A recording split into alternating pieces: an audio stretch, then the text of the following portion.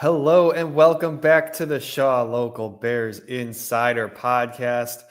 We are back again after another heartbreaking Bears loss. It seems like we've been doing this a lot, Michael. Welcome back if you're just checking in. I'm Sean Hammond, Shaw Local Bears beat reporter. He's Michael Dwojak, our sports enterprise reporter extraordinaire. Michael, we both sat there at Soldier Field yesterday and watched the ending of that game. Watched the whole game, but of course, the ending is what sticks out. Blocked field goal in the final seconds. Bears lose to the Packers for the 11th straight time.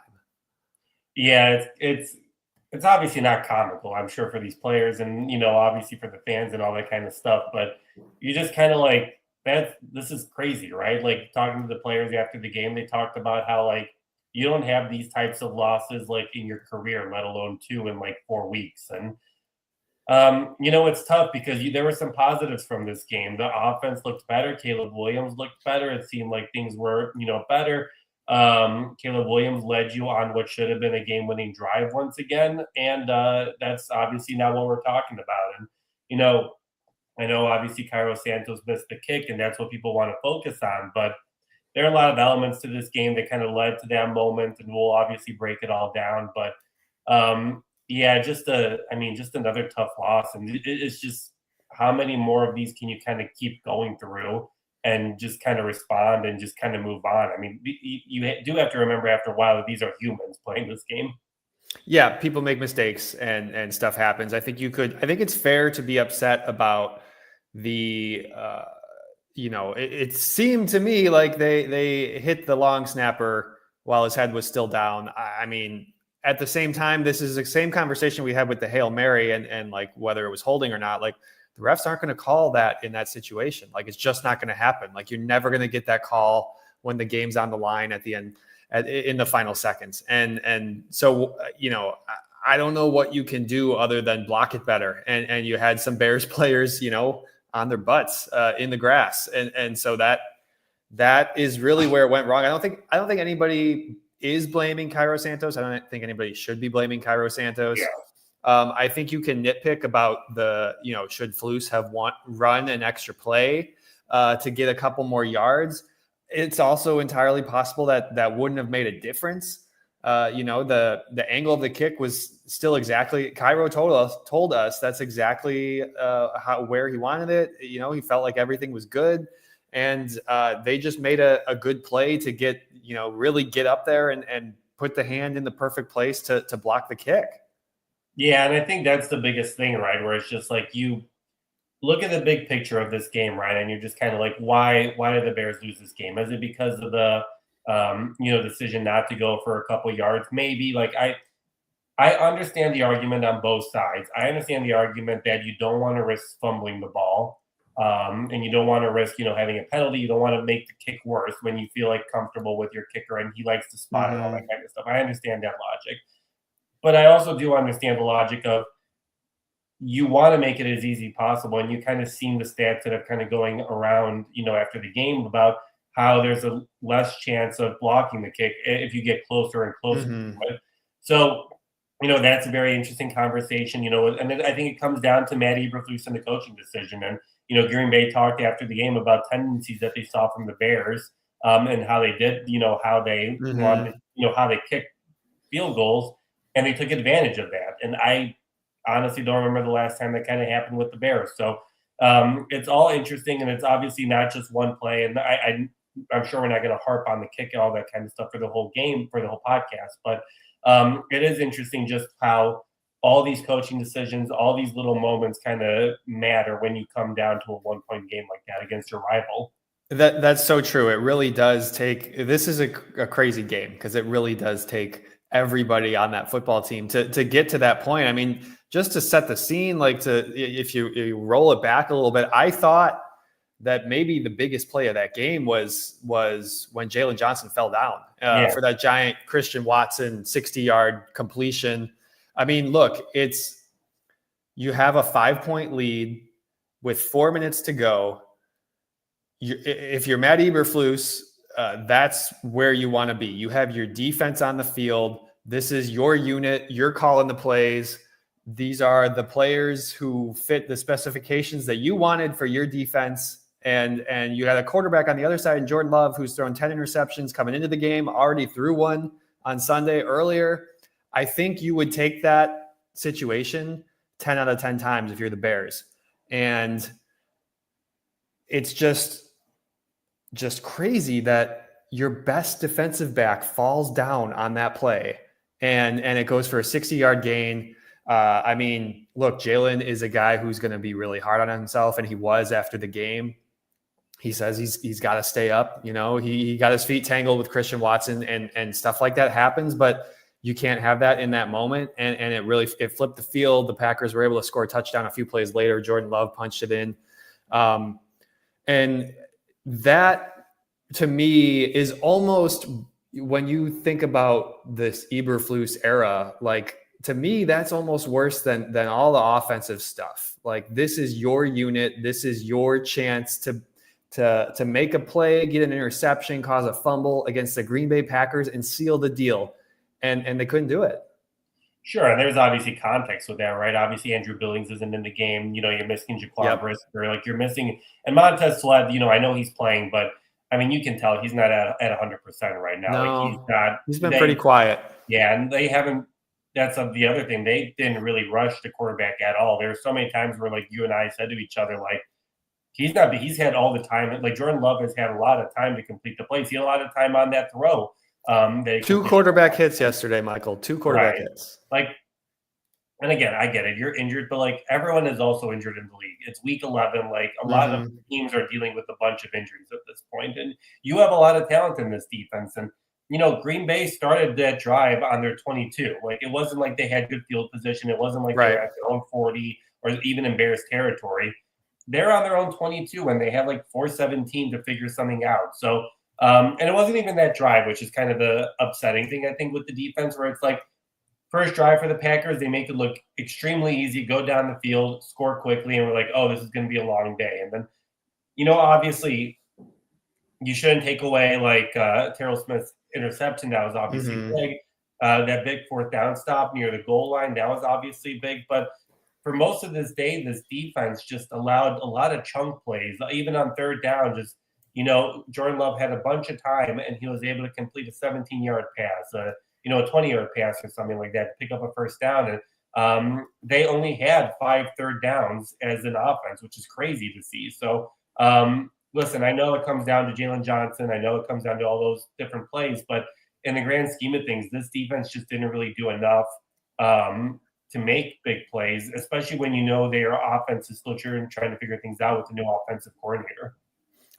If you're joining us here on YouTube, do us a favor, hit the thumbs up. That's a great way to support the show. Thank you for hopping on, talking Bears Packers with us. I know it's always hard after a loss to relive yesterday's game. Thank you for joining us. If you're listening after the fact on Spotify or on Apple or wherever you get your podcasts, do us a favor, leave us a review, and keep an eye on our Twitter pages. We're going to let you know when we're going live. You can come join the conversation. You can come see my posters in the background and Michael's bookshelf, and you can chat with us in the comments. I see lots of thoughts already. I'm going to go back to the top here, and our buddy Rick says that his little nephew was pretty upset. His 9-year-old is wondering why it hurts so much to be a Bears fan.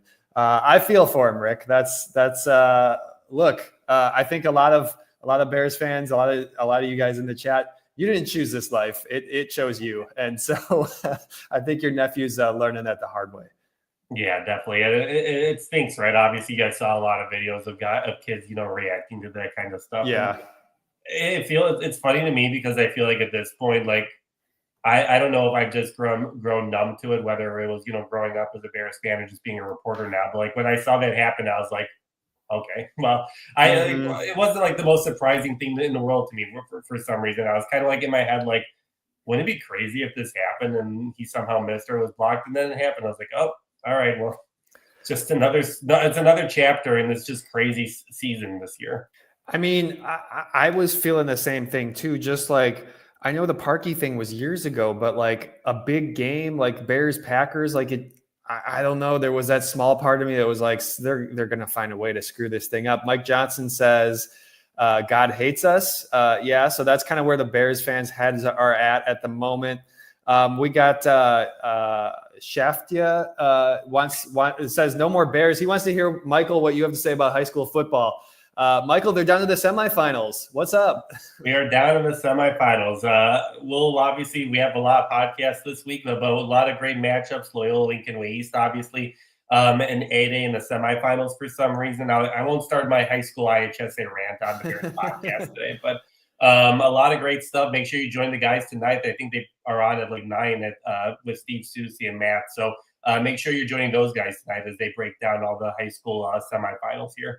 CJ Williams checking in says, in all honesty, I wasn't surprised when he missed Bears can't have nice things. Yeah, I think, look, oh man, like you look at the last season and a half, 3 10-point leads blown in the fourth quarter. You have a Hail Mary dropped by Darnell Mooney in the end zone. You have a Hail Mary completed against you on the other side. And now there's this. It's like, this team cannot catch a break. No, they can't. And it's funny because, like, heading into this game, I think a lot of Bears fans were like, oh, there's going to be a blowout loss. We're going to look ridiculous and all that kind of stuff. And 2019, obviously, you want to win the game. But there are positives you can take from this game. Yeah. I don't know if there are positives that will help, coaching staff stick around or anything like that. But there are positives where you see from Caleb, from different guys kind of getting more involved offensively, where I don't think it's all doom and gloom, but I understand right now for this moment and probably for this season that this is listen, you could be easily 6-4 as opposed to being 4-6 right now. And I know obviously that's why you play the games. It's a 500 league and all that kind of stuff. But listen, the margin for error is very small, and you've seen it over the past 4 games on this 4-game losing streak that good teams find ways to win and bad teams find wins to lose. And you've seen kind of as the season progressed where the Bears are on this side. Yeah, we can dive into our winners and losers here. And I want to piggyback off that. Robert says, after the last 2 offensive performances, I was getting very worried about this offense. But this was a good performance. And yeah, that's what's kind of getting lost in all this. He followed up and said that Caleb was clutch at times. Yes. And like, you could say the same thing in that Washington game that, look, Caleb didn't play well that day overall for the entirety of the game. But like when it mattered in that fourth quarter, he came up big with some big throws to get the offense moving a little bit at the end. And yesterday, like that he did all, he did everything they asked him to do to get Cairo Santos into field goal range. I think Caleb Williams and this offense are definitely one of my winners from yesterday. I think that they looked a lot better with Thomas Brown at offensive coordinator. And was it, were they lighting the world on fire? No, but they were keeping it simple. You look at the advanced metrics, like he was getting the ball out quick short throws, get it to the playmakers. That's kind of exactly what we talked about on Friday, Michael, that we were hoping to see. Yeah, it looked good, right? Like it felt right. I know obviously the offensive line got a big boost with Jones and Wright back in the game. Yeah. They didn't have Tevin Jenkins, and I know Ryan Bates left the game. I think like in the second quarter. I can't remember exactly right now, but he left the game, so obviously you had to bring in a sub. But for the most part, I really like the planning of just like getting the ball in space to your playmakers. That's something Eberflus has said for the entire season. It looked good, right? Like even Caleb, I felt a lot of the times took what was in front of him, right? Like he took the easy 5-yard pass as opposed to trying to force a deep pass. He picked up a bunch of first downs with his legs, right? And those weren't designed runs. He said after the game that, Thomas Brown didn't tell him to run more. It was just what was given to him, and he took advantage of that. And I think that's obviously a big stepping stone for him, just to kind of take advantage of those moments. And even the little stuff of just the communication of like, I heard a bunch of players say after the game that the play calling was much quicker. Like a player was down on the play and Thomas Brown right away was starting on to the next play. And if you couldn't hear him, he kept repeating it until the guys got there. And it just looked and it felt like it was more cohesive and there was good energy, right? Like there were some penalties. Yes, there were some penalties for the offense, but there weren't as many false starts.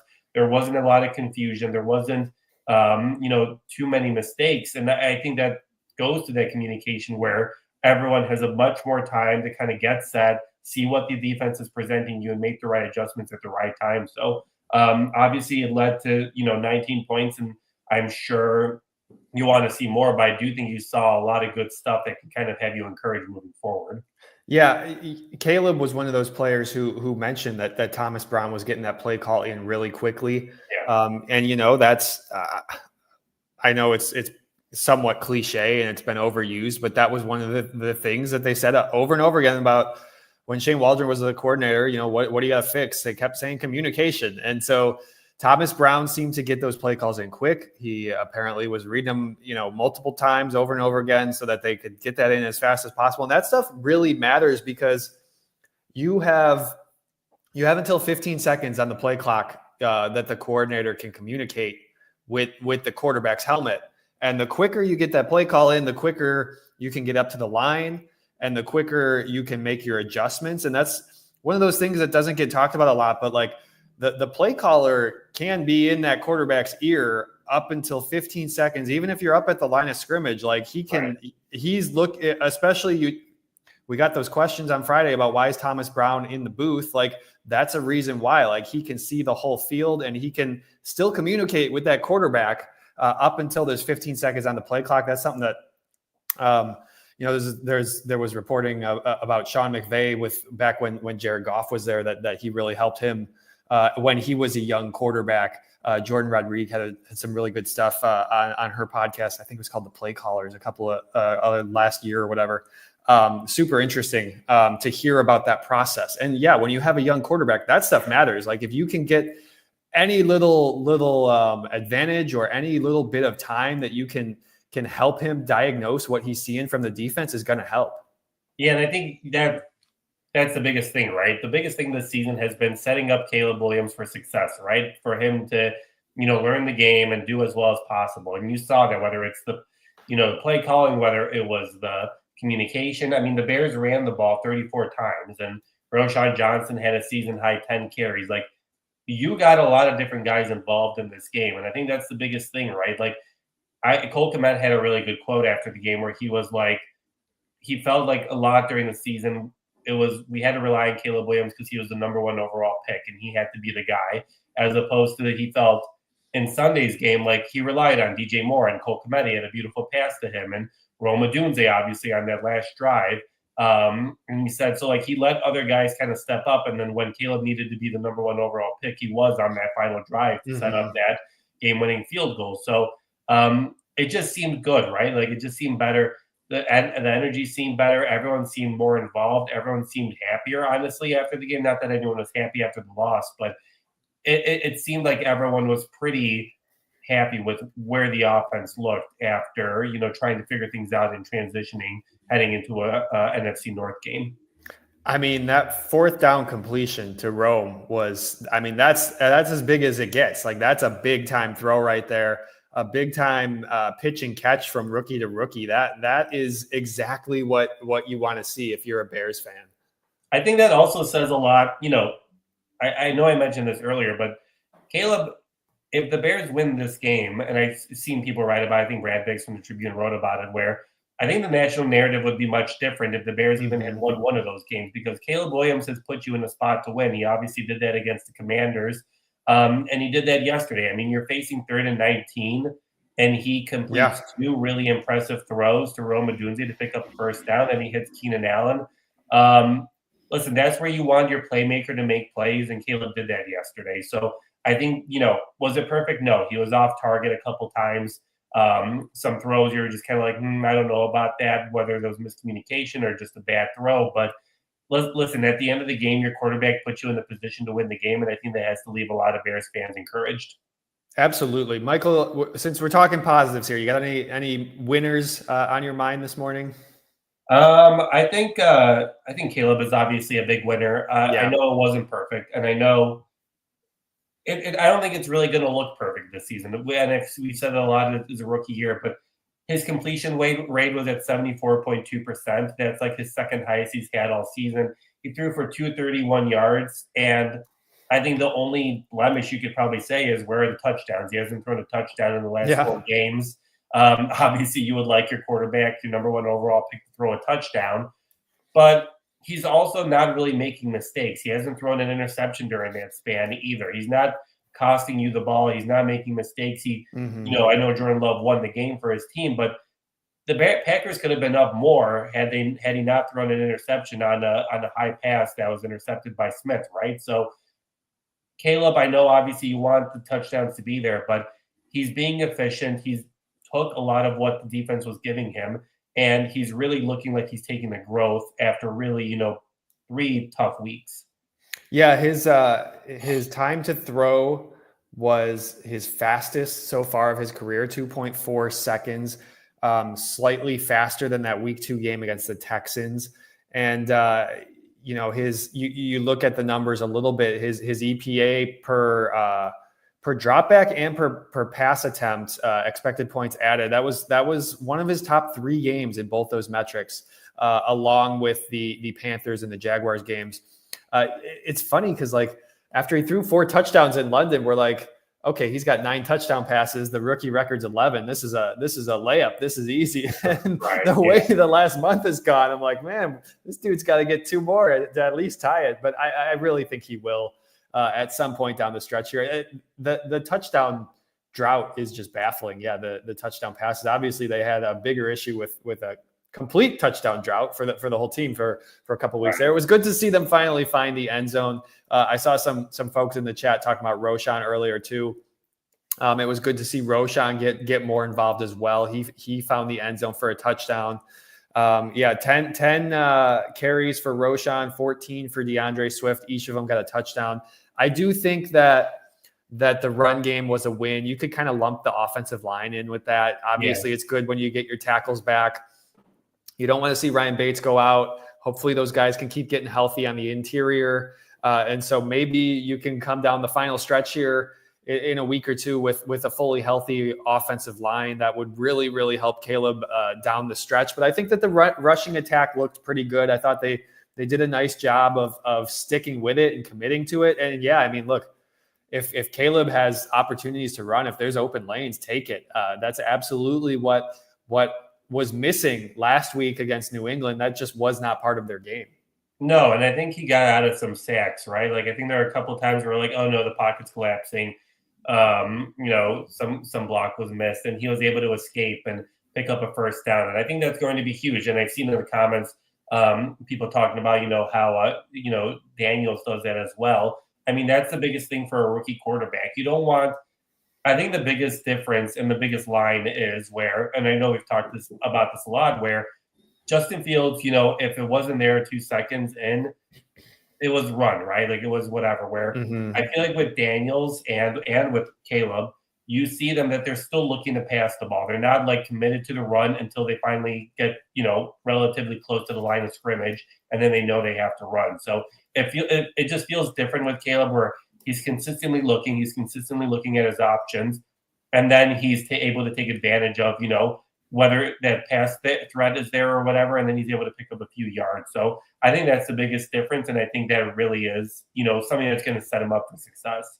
I saw a really interesting stat yesterday from Ben Solak at ESPN, and I'm trying to find it on his. It was something about the amount of time that Caleb took to, the amount of time he was spending back there before he bailed on the pocket was really high in recent weeks. And obviously he was making quick decisions yesterday. I can't find it in the moment here.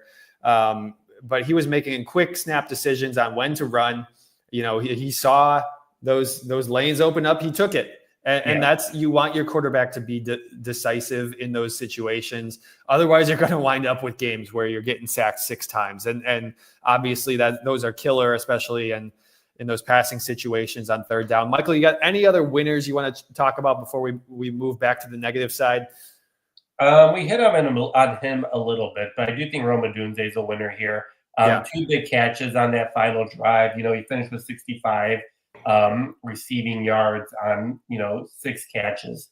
I think that you saw that connection with Rome and Caleb on that last drive, and that's really big. Obviously, he made a behind the shoulder catch. He was able to kind of get himself in a good position where Caleb was able to find him off the scramble on both times, and that's big, right? Especially I know they didn't win the game, and you want to win the game. I know I understand all of that, but just getting that experience of being in a 2-minute offense, putting yourself in a position to win, that's very valuable not only for this season for the two of them, but moving forward, for the next 4 or 10 years, however long they play together, because that's something that they can draw upon and work on when they're in similar positions moving forward.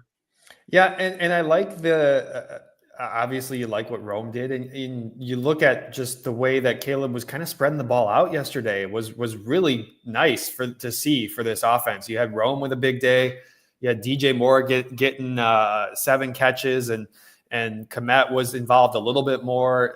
Keenan Allen was targeted 8 times. Like you're getting the ball to your playmakers, and that's what they needed to do. That's what they needed to give him a few more easy opportunities to just get the ball out, let those guys make a play. Somebody in the comments said it earlier, like, hey, successful screen passes. That's new.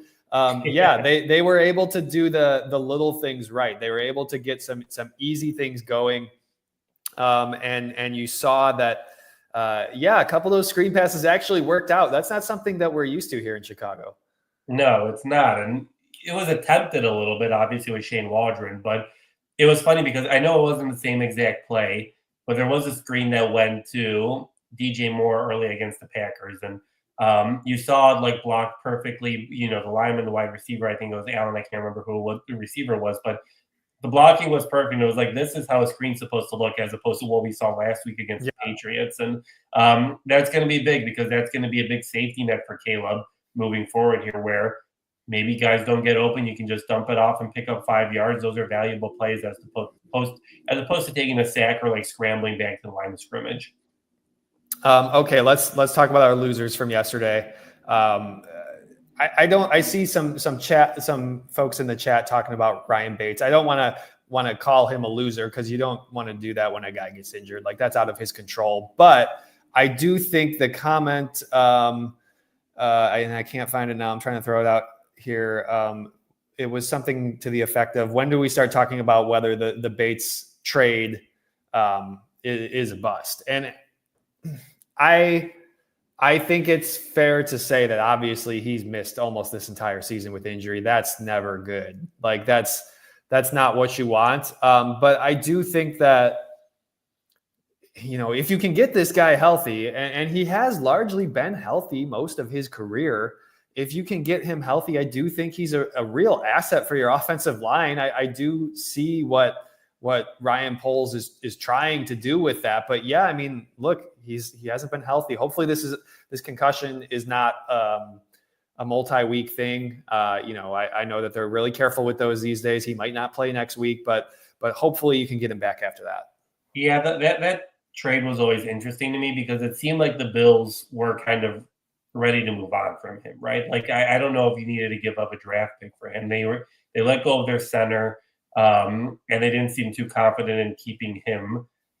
So it's interesting, obviously, the injuries that he's had this season, and that kind of stuff. And how can we, maybe it's not to the same extent as Keenan Allen, but how much are you kind of looking at guys' medicals before you're trading for them, right? Like, I know you're looking at them, but is this something that maybe Poles needs to evaluate, where it feels like a couple of these trades here, especially over the past offseason, or the past year, I should say, he's traded for guys who have been injured or dealt with some injuries. And when you're trying to rebuild your team, trying to rebuild your offensive line and that kind of stuff, you can't be giving away your draft picks for guys who are missing time on the field. Well, yeah, and like with some of that, like I feel like the shoulder might have been something that they were aware of, and Yeah. it obviously got worse during training camp. It flared up. Something happened there. I remember it was late in camp where they pulled Ryan Bates out. And so look, like, guys come in with injuries. This is the NFL. The same with Keenan Allen. Like, they knew about the foot. They knew about the heel injury he was dealing with. That's why he missed the end of last season. So yeah, like, on some level, there's a risk reward, battle that you got to play out there when you're trading for veterans, when you're looking to acquire these guys who have been in the league for a couple of years. They're not always 100% healthy, and I think I think you could live with that over what we saw with Nate Davis, where it just seemed like he was uninterested. And I think that is a far, far worse investment from Ryan Poles in this front office. Yeah, definitely. I would agree with that. But it's just interesting just watching even with the Kieran Amagaji, draft pick where you knew that he hadn't played football for roughly a year. He obviously was going to be slow to get back, and now he's dealing with another injury. Those are interesting moves where I'm just kind of like, are you less likely to take risks after the last couple years in the decisions you made? Or, I'm just curious to know how that kind of impacts what he potentially does here in the off season. Yeah, no, for sure. Another loser, and maybe we do need to have a conversation about the head coach after this one. I think like I said at the top, like the kicking distance, could you get a couple extra yards? I think that's nitpicking personally. I don't think that that's necessarily the reason they lost the game. But look, at the end of the day, the Bears keep losing close games under Matt Eberflus, and they're not, it's not changing, Michael. Like nothing's, no matter what they do, they put themselves in these positions to win these games, and somehow they find a way to lose. Another loss against the Packers. Matt Eberflus has never beaten the Packers. Matt LaFleur on the other side has never lost to the Bears, and he's been the coach even longer. Where does Matt Eberflus go from here? I mean, at this point, he has to win, right? I mean, that's pretty much it. Where I think that people would be maybe less vocal about the need to go for yards if there weren't so many blunders throughout the season, right? Yeah. Whether it was the 13 yards before the Hail Mary against the Commanders, or whether it's the challenging at the beginning of the season that we saw. I think that Sunday was just another example of just the process doesn't seem good for some reason. And even this was some one of the negatives I've had in my 3 and out, but like the undisciplined play where like you still have some penalties there where you have like a roughing, a personal foul penalty on a punt. It's like, you shouldn't be doing that. Like you give the Packers a better spot. Yeah. Where that the Packers are trying to draw you off sides on 4th down and still you fall for it. Like those aren't penalties that good teams can do. So yeah, I think the decision making has not been good. But the hits principle and all that kind of stuff for what it is, this still feels like a team that sometimes just isn't very, grounded and isn't very, ready for the moment. And you've seen that. Like the record is what the record is at this point. You can always look back to year one and say that was a rebuilding year. They weren't supposed to win that year. Sure, I agree with that. But you were supposed to win this year, and you really haven't. You haven't, outside of beating the teams that you should have beaten. I mean, you barely survived the Titans, and you've had 3 good games against inferior opponents. Against Houston, you were close. Sure, I would agree with that. But then against the Packers, and then this 3-game losing streak, it hasn't really looked that competitive, and you have to hire a new offensive coach. So it just doesn't look good where we expected it to be. And I think at this point, you just have to win, or we're having a different conversation at the end of the season. Yeah, he's 14-30 as a head coach, even if you give him the major benefit of the doubt by throwing out that first season when the team wasn't good. I mean, you're still looking at an 11-17 overall record the last 2 seasons. Yeah, that's not nearly as bad as it looks with the 3-14 season from 2022, but still, if you add up all the close games that are included in that, you could very easily. I mean, there's a world in which you could have a winning record there over the last 2 years. Mike Johnson says he's okay with the challenge that flew through yesterday. That was on the Watson play. I agree. Like, it was close enough. I was fine with that. That was such a game-altering play too, that it happened like so fast, and it's one of those moments where the adrenaline gets pumping there for a minute, and the Packers are running down to run another play. Like I was okay with that challenge too. Obviously, they ruled it against the Bears. Like, it didn't go their way, but I was fine with that challenge. That was a lot better than some of the ones we saw early in the season. It was definitely better. I mean, that one actually made sense where it was like close, and it did bobble, did move a little bit. Obviously they decided it didn't, but for what that play meant in the moment, I would agree. I think that was a good call. That was a good challenge. And sure, would you have wanted to have an extra timeout at the end of the game where you could potentially obviously get closer and that sort of stuff? I mean, sure, but I think if you have a chance to overturn a momentous play, you have to take advantage of it, especially if you are pretty sure that you can overturn it. How about, while we're talking about things Eberflus did well, how about the end of first half? That was like incredibly well orchestrated there. That was not something we're used to seeing here in Chicago. No, and I think that the fact that you said that kind of says a lot, doesn't it? Right? I mean, the fact that you had to say, "Well, that's a surprise," but like, yeah, that was well executed. Obviously, they made the Packers, call their timeouts. They had like roughly like what was it, like a minute and a half or something like that. And then Roshan Johnson gets in with 7 seconds left in the second half. You didn't give him an opportunity. You gave yourself an opportunity to double dip with the possession at the end of the first half, and gain the ball to start the second half. So yeah, I mean, that's good, right? Obviously, those are good decisions, but there's still it feels like there are still too many of the other things that even that's funny that this is a surprising thing that we're even giving credit for. Michael, you got any other losers you want to touch on? I know we kind of already touched on Cairo and Jalen Johnson there at the end or at the beginning. Anybody else though that you want to mention that we should talk about? No, I feel like we've talked about Eberflus, and for Jalen, I feel like it's tough because it's one player, right? But obviously, it's big play.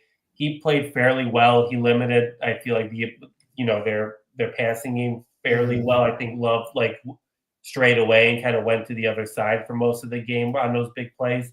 But maybe I wouldn't say that it's bad in a way where it's like he's a bad player by any means. But I think it's just a tough moment for him where he's played well all season. He's done fairly well. And it's just a tough moment for him to be where his footing he just lost his footing. And obviously that ends up being a huge play. Yeah, you'd like to see him make a big play in a big time game, in a prime time game, in a Packers game. And, I don't know that we've necessarily seen that. Maybe that's not fair.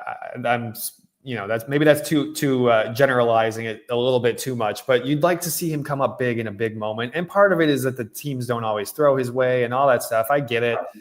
Cornerback's a weird position. You don't always get a chance to make a play on the ball. No. But you would like to see that at some point, a big Jalen Johnson play in a big game, because honestly, like most of his interceptions and most of the big plays that come to mind when I think of it like a Jalen Johnson play, I'm like, they were, in noon games against the Raiders at Soldier Field in October. And it's like, who cares, Right.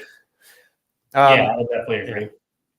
Okay. Any other losers? Any other thoughts, comments we want to hit on here? CJ brings an interesting point about Tyreek Stevenson, which I feel like would be worth talking about. Where, I think that they're still doing their rotation. Obviously, we've seen a lot of Smith and that sort of stuff. Yeah.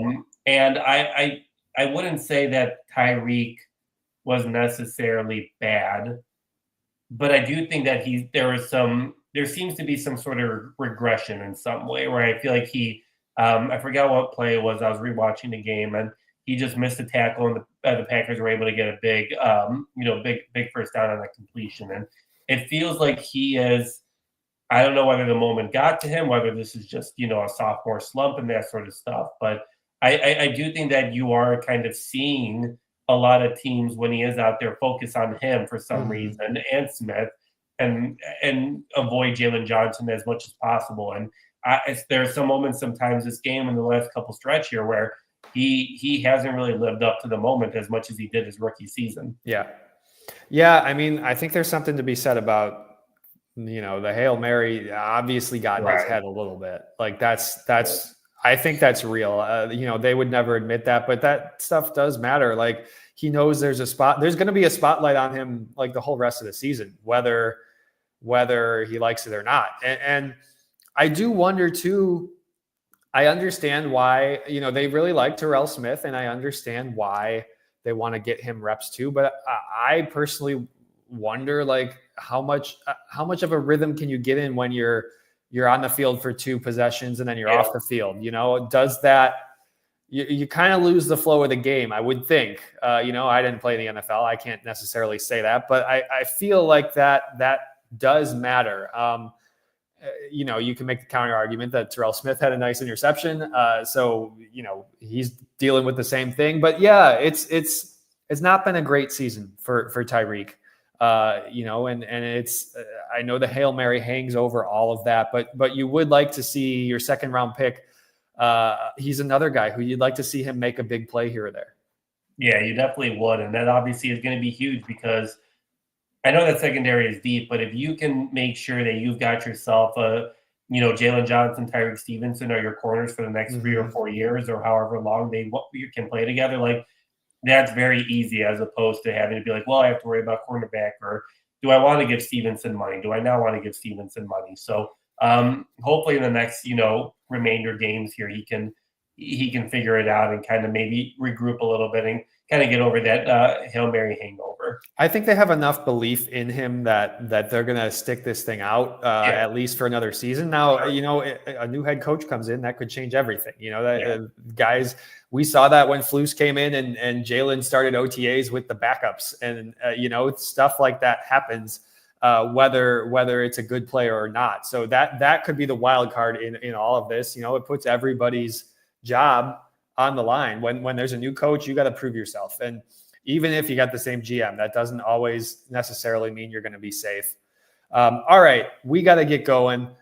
Thank you guys for joining us live here on YouTube. Hit the thumbs up. That's a really great way to support the show. Head to shawlocal.com to read all our stuff. We got tons of Bears coverage up there from yesterday. shawlocal.com. Please consider subscribing if you are listening after the fact on Spotify or Apple. Leave us a review. Keep an eye on our Twitter pages. We'll let you know when we're going live. He's Michael Dwojak. You can find him on Twitter at mdwojak94. Michael, you're on Blue Sky now too. How can people find you there? Just look at my handle. I'm Dwojak94. I think that's what it is. I'm trying to figure out the whole domain thing and all that kind of stuff. I think if you look me up, I'll be there. All my profiles look the same and have the same photos, so you should be able to find me there. It's a wild world out here. It's a wild world. There's a lot to keep track of. We are both on Threads as well. I've been posting over there a lot over the last season and a half. You can find me on Twitter or on X, which I still don't call it that, at Sean_Hammond. This has been the Shaw Local Bears Insider Podcast. Thanks for listening, everybody. Have a great week.